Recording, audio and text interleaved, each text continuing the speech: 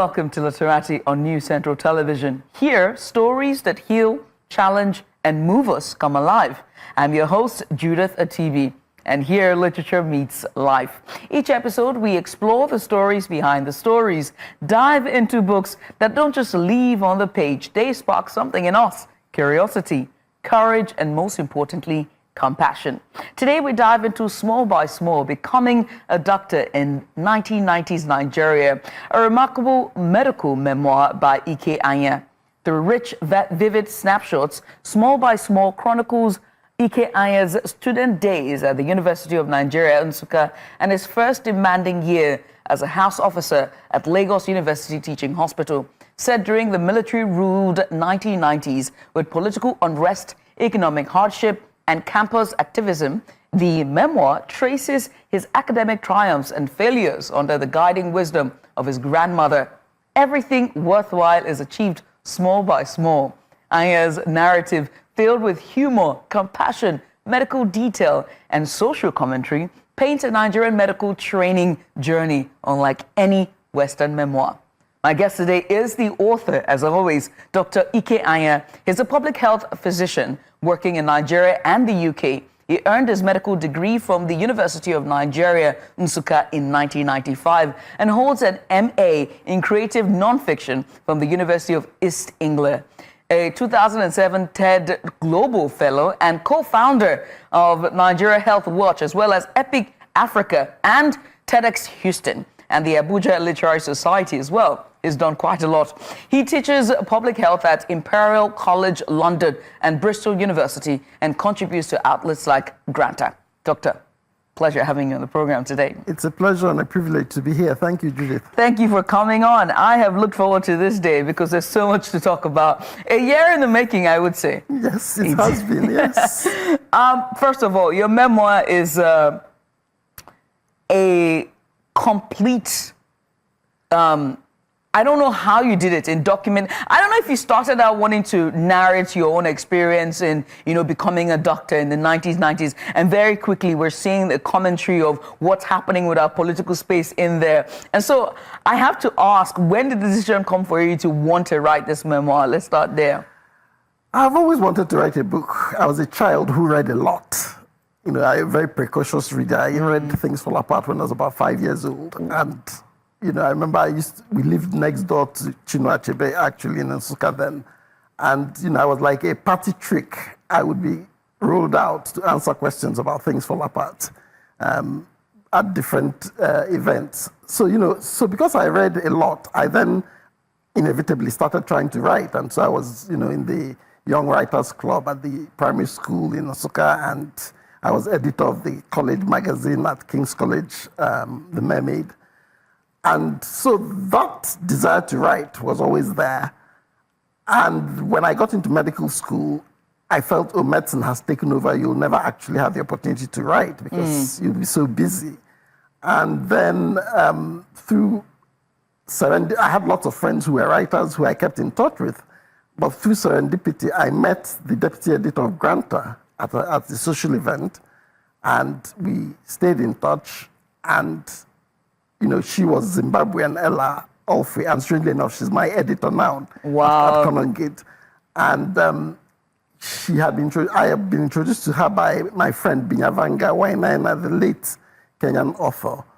And the three of us, this Kenyan, this Zimbabwean, and this Nigerian, who all loved books, ended up at a restaurant in the West End in London. And we got there at 7, and we were talking till 1 a.m. And, it was that kind of bonding. And she gave me her card when she was leaving and said, you must keep in touch. And I wrote to say thank you for her time and for the meal and forgot about it. And about 6-8 months later, she got in touch saying, we are doing the next editor of Granta magazine, the literary magazine, and the theme is medicine. And we've got all the pieces we need, but we're missing something. And I remembered you were a doctor and you knew lots of writers. Is there someone you can recommend we could approach to write something for us?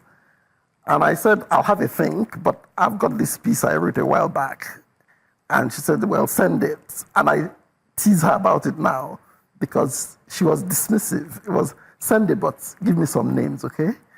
And I remember thinking, but you haven't even read what I sent. How do you know, why are you so focused on other people? And I sent it, and it was a piece I'd written called People Don't Get Depressed in Nigeria. And it was about my experience as a youth copper, trying to diagnose depression in rural northern Nigeria, and a lot of social commentary as well. And I sent it to her, and about an hour later, I got a call saying, we like it, we want to publish it. And so I got the opportunity to publish on a platter of gold. People apply to Granta, send things in and don't get published for years and years. And I just got it like that. Mm-hmm. And then the next miracle, I think, in the process of this book emerging was that my friend, childhood friend, Chimamanda Adichie, who lived next door to us as well in Nsukka, said to me, while the Granta piece was being prepared, she said, this piece is really good. And when you come out and you're doing publicity around it, readings and things, you're going to be approached by agents and publishers asking if you're working on a book. And when they do, you must say yes. And I said, but I'm not working on a book. She said, shut up, just say yes. And, she was absolutely right, because that was what happened. And so I was in a position by the end of that year where I had about 3 agents and 2 publishers who were expressing interest in this book that didn't actually exist. And so I then had to think, well, what am I going to write about? And I thought, what I know is how I became a doctor. And it was a question that had fascinated me in the sense of, I was thinking, how do you go from an 18-year-old fresh out of school, fairly naive, to a 24, 25-year-old who sits confidently in accident and emergency and says to a mother carrying her baby, oh, take him home, give him teaspoons of paracetamol syrup, and he'll be fine.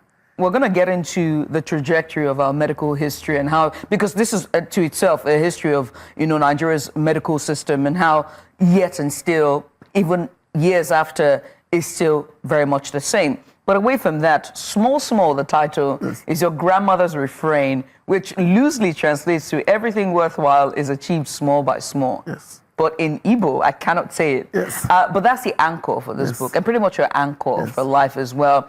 But your philosophy is sustained through that, hence why it has birthed this book. But I want to talk about other influence. You've mentioned Chinua Achebe, you've mentioned Chimamanda being next door. Did all those influences come into the book and your writing? Oh, absolutely. I mean, we were very fortunate, those of us who grew up in Nsukka in the 70s and 80s, because we had this paradox of being in this tiny town, far away from, we're not Lagos, we're not, Kano. The center. Yes, we're commercial very small, buzzing, very small town. But at the same time, it was a very cosmopolitan town, because we had, this was the Cold War. So we had classmates from Russia, from Poland, from Eastern Germany, and we also had classmates from the US, from Canada, from France, because both sides of the East and the West during the Cold War were trying to get African countries on board. So they would send visiting lecturers to African universities. And so we have this rich literary culture there, where global writers would come to Nsukka to visit the very renowned English department. And so, our neighbors, family, and friends would write short stories, put on plays. So it just was a very rich environment to grow up in. Funny thing that earlier you're talking about your first ever formally published article was about depression, how depression doesn't exist in Nigeria. And when you look at Small Small, written by you, it includes, stories of depression, peer pressure, academic setbacks, and even imposter syndrome, which is something that you dealt with very seriously, giving, your own background and given who your father was and the shoes that you were going to fill in. I wonder whether that vulnerability in your writing helped you to reclaim back your story with compassion. Oh, absolutely. I mean, I think that at a point, I wanted to call this book Learning to Fail. And I think that's an important lesson for every doctor, but also every human being to learn how to fail. And I think, for medical students particularly, you've been high-flying, coming first in class, and when you encounter failure for the first time, it hits you hard. But it's important to come to terms with that, because vulnerability is strength. Yes. As you say, knowing your story is what gives you strength. And for me, coming to terms with that and being honest about, people say, oh, why were you so honest about how you failed? And I said, if I had just written about how I sailed through my exams, what's the interest in anybody reading that? And in any case, it's not as much of a feat as people think to do that, because I ended up successful anyway. So if maybe I had dropped out and not completed medicine and was not doing what I'm doing now, then yes, I could, I would feel bad about telling the story of how I ended up there. Right. Now, if you're just tuning in, watching Literati here on News Central, my guest today is Dr. Ike Anya. He is the author of the book we've been dissecting, Small by Small, which is a memoir, but also a non-fiction, as it documents his life and his journey into becoming a medical doctor in the 1990s. Let's go on a short break. When we return, we'll be talking about the narrative of this book, and that is the way he's able to capture the moments as well as, memory, and how he's able to do that very vividly. After the break, stay with us.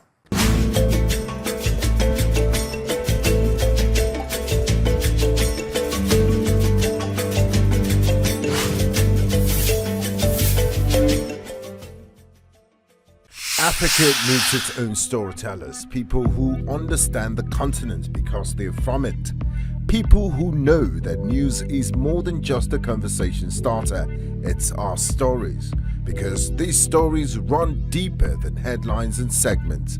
It's about digging deeper to get the facts and telling the human side of every single story, not just the echoes from foreign headlines and perspectives. It's time to take back our narratives and share them in our voices.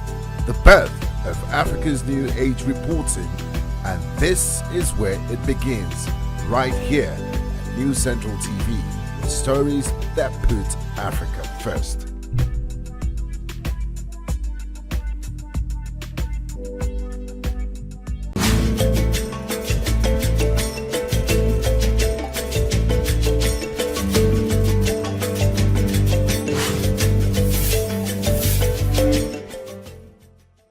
Hey, welcome back. You're watching Literati here on News Central Television. My guest today is Uwe Makban. He's the author of the book. Hey, welcome back. You're watching Literati here on News Central Television. My guest today is Dr. Ike Anya. He's the author of the book Small by Small, Becoming a Doctor in 1990s Nigeria, which is a remarkable medical memoir by him. He's been documenting his life and pretty much talking about just writing about it, as well as his childhood and what influenced him to write the memoir. Now, as before the break, now we're going to get into something exciting, and that is the narrative of this book, the writing. It is precise, it is alive. The pages jump at you. When you were documenting about the nurse that you had a crush on, you can remember the smell of a perfume. Doctor, but you also, and then besides that, there were also very gory moments as well about, the childbirth, that scene about the childbirth, and the things that, you had to do, and all the nurses and the doctors around you had to do. There was also one about the one who was bitten by a dog. Yes. And I don't want to give away the book, but you have to read it. But I do have to ask, how were you able to stay true to that memory and even keep it alive, or tap in back to document it? I've always been blessed with a very deep memory. And I don't know why, but, it's not everything I remember. And that's why, if you notice, the book is not necessarily chronological. Yes, it's the incidents that I remember. So for some reason, there'll be things that just stick out. So, I might remember today, and I remember Judith was wearing an orange and blue outfit. And I might remember that for 10, 20, 30 years. And, all the curtains were green. And so that's where it came from. That I think somehow it's things that touch me in some way that just stay with me. And so I was able to recollect a lot of that. And those were really the episodes. And I think part of that was that I wanted, when you talk about writing all the gory details, I felt that I needed to tell the whole story, not to hold back. things. And one of the, it was actually a piece of advice I got from Chimamanda very early on. It wasn't directed to me. I did an interview with her in her early years days. of writing, yeah. And I said, do you have a message for aspiring authors? And she said, yes. You have to write as if no one you know will ever read the book. As if, don't think about the consequences of what you're writing. So if I was writing thinking, oh, this might tick off some people. Tick off some people, or this, people might feel nauseated by describing this, then I knew that would lead me to censor myself. And what she had said was, put it all on paper the way you feel it. You can decide later to edit and tone things down. But if you start out in your head already thinking, oh no, that's too gory for people, what you end up with is fairly bland. I think that was brilliant advice. And very brilliant advice, because it makes me wonder how you were able to go through the editing part. Every author that I sit with, and oftentimes they always tell me that that's the part that's the hardest, because you get to pick and choose what to take out and what to remove. But this is a medical memoir. What was the editing? And a medical memoir that is not only painfully about medicine, a very true to medicine, but also true to your roots and your heritage, which is Igbo. We're seeing the language, we're seeing, the trickles of Igbo prose there. So how was it like for you? I mean, I'm from Abeba in southeastern Nigeria, and people who know Abeba know that we are very proud of our cultural heritage. We have a long heritage that we know our history. Yesterday, I was talking to my father about some land that the family owns in Abeba, and he was explaining to me that it was land that was given to the original, only the people who fought in the first battles that established Abeba, when they drove the neighbors away, got a share of that land. And I had goosebumps hearing that, because, this means that this is land, we have an ancestor called Eburono that everybody in my family knows, but that, Eburono actually existed because he fought for this land and he got a piece. So I think it was inevitable that my heritage would seep through.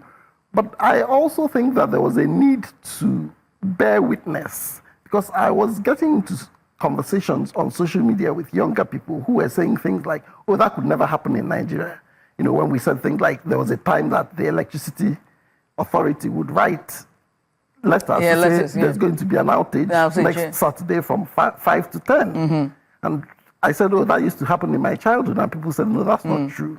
And other people were saying, oh, was Abacha really that bad? Yeah. And for me, who lived through the horror of it, I thought, this is an indictment of my generation if we have not told the story in a way that allows the younger people to understand what it really was like. Because otherwise the same mistakes would happen. The same mistakes, indeed. Your love for fiction is, I don't know if it's your love for, I think it's your love for fiction, one would say. And now your first ever book is in nonfiction and in memoir. My love is for the written word.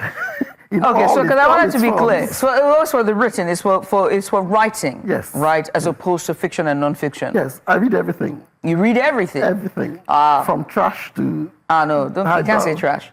What people would consider trash, I would say. Right. Airport thrillers, whatever. Yeah. So it wasn't a hard decision that your first book ever would be nonfiction? The truth is, I can't write fiction. Oh. I have tried. And what I realized was that it wasn't until I went to the University of East Anglia to do a master's in creative writing that I could analyze where I can. I don't see myself in many ways as a writer. I kind of stumbled into it. And I read a lot. And that's really what guides me, sort of lessons about what I enjoy. I try to sort of take that on board. But I realized that I can't plot. I can describe setting. I can describe this beautiful studio and what you're wearing and how we are feeling. But when it comes to now saying, okay, when Judith left here, there was an armed man who stopped her at the gate and then they went, I can't do that. I can describe, And so it wasn't a choice. I'm not sure, people say to me, oh, you can write nonfiction because not all fiction has to have a story in that kind of sense. But I think it's easier to tell the story. I mean, people argue that nonfiction is fictional anyway because it's my recollection of what happened. Yes.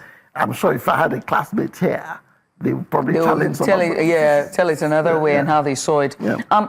Now, we're pretty much, I wish there's enough time for us to do the show, but there's never enough time, right? So, but before I let you go, you have to do the tradition. It's a tradition here on Literati. Anyone who sits on this chair have to play it, okay? It's called the Humor Judith Game Show. It's where I, shoot at you rapid fire questions and you have to answer as quickly as possible. You cannot think, no overthinking. The first thought that comes to mind, you have to say it. Ready? Favorite hospital snack during night call? That's Snack. easy now. Favorite hospital snack? Popcorn. Popcorn. Oh, interesting. One Igbo phrase you miss the most, or something that comes to mind. Kedu. Kedu. Best novel you read while in medical school. Ooh, that's a tough one. I'll just say Arrow of God because I've read that so many times, and I still go back to it. What still makes you tear up whenever you recall from the words? When you think about the words, what's something that cheers you A up? child that we lost, he was about 18 months old. He had burns, and it still haunts me. Yeah. A moral compass or a mentor who shaped your moral compass? I would say Dr. Valentine Chikwendu, who was a cardiologist who taught me and who was eclectic in his interests. He read a lot. And I love going on his word rounds because if I couldn't answer the medical questions, I would answer the literary questions. That's so nice. A Nigerian politician or leader who defined your youth? I would say, he Sani dropped Abacha. this. No. Francis Akanwebian. Oh. Yeah. Why? Positive or negative? Positive. Yeah. He was a missionary doctor. He was a Presbyterian like my family is. And he was governor of Eastern Nigeria, and he was a missionary doctor in my hometown. He set up the first hospital there, and he just was always humble, gentle, and stood for the right thing. He was made a knight of the British Empire. Oh, wow. And when the Biafran War broke out, because Britain was supporting the opposition to Biafra, he returned his knighthood to the Queen. Oh, that is... because music is a huge thing here on this show, right? And the 80s and the 90s will forever be in debate in terms of who has the best music. So I have to ask you, right? Your formative years was in the 90s. So what music or band what music or band defined your university years? Onyeko Onwenu. Thank you. I know all her songs from that era by heart. Oh, and oh my God, she was beautiful. May her soul rest in peace. Yes. Comfort food after a grueling shift. Rice and beans stew, Yoruba stew with assorted meat and egg. Goated. That's a good choice. If Small by Small had a subtitle today, what would it be? Learning to fail. Learning to fail. Oh, I love that. You advise your younger self on an exam day. Let it be. Let it be. Let it be. That's just brilliant. Thank you so much, Doctor, for coming on. I have to ask, do you envision a follow-up, maybe like a sequel about your time as a public health worker or reflections on public health or your practice in the UK? Yes, a lot of people have asked that question, and it's a natural one. I was actually intending that this would go on to when I started writing. I thought I would go from medical school to becoming a consultant. But by the time I got as far as the end of house job first year, I already had so many words. I thought, let's put this out, see if people like it.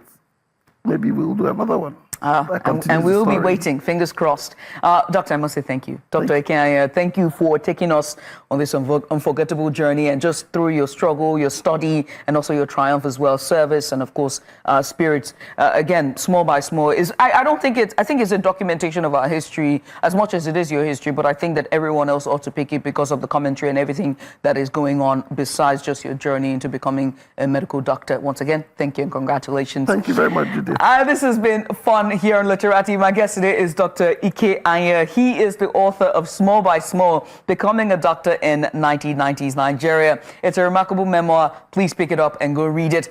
It's bye from me until I come your way next time here on Literati. May your small steps carry you toward meaningful change. Until then, keep reading. Bye for now.